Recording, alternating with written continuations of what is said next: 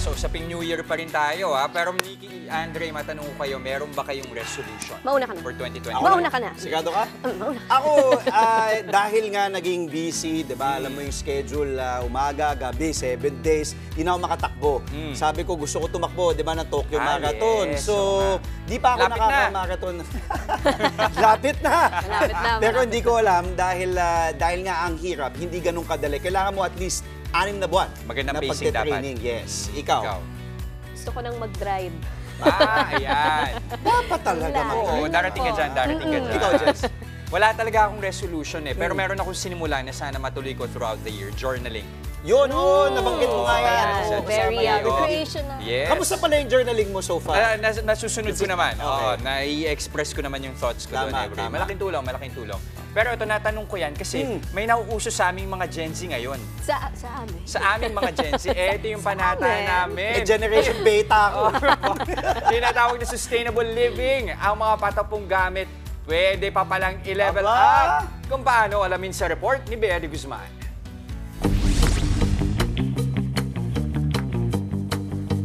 Iba't ibang estilo at disenyo, mga damit na gawa lang naman sa basura.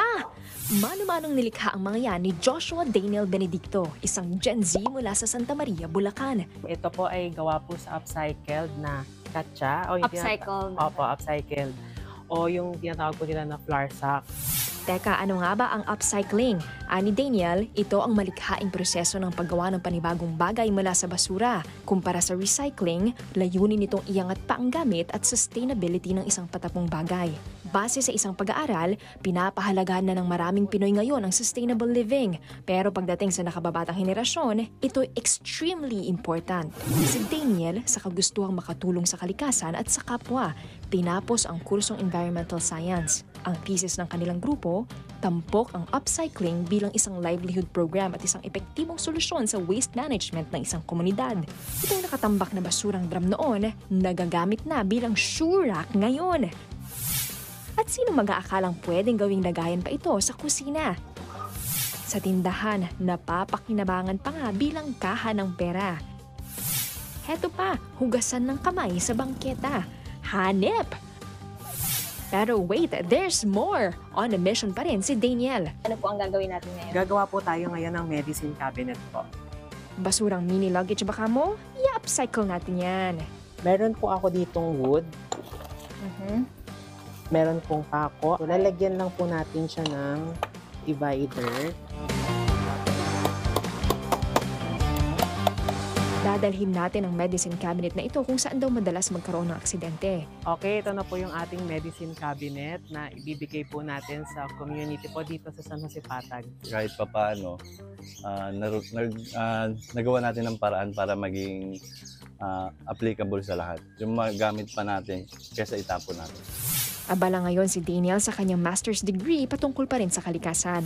Ang mga bakanteng lote na ginawang tambakan ng basura, ginagawa niya ng paraan para maging taniman na pwedeng mapakinabangan pa ng lahat. Ang kanyang nanay na si Tess, minsan ay nagugulat din sa mga kayang gawin ng anak.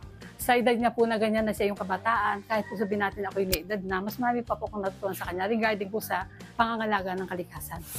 Si Daniel, naniniwalang maganda ang maidudulot ng sustainable living, lalo na kung sisimulan natin ngayong 2025. Magsisimula siya sa sarili mo.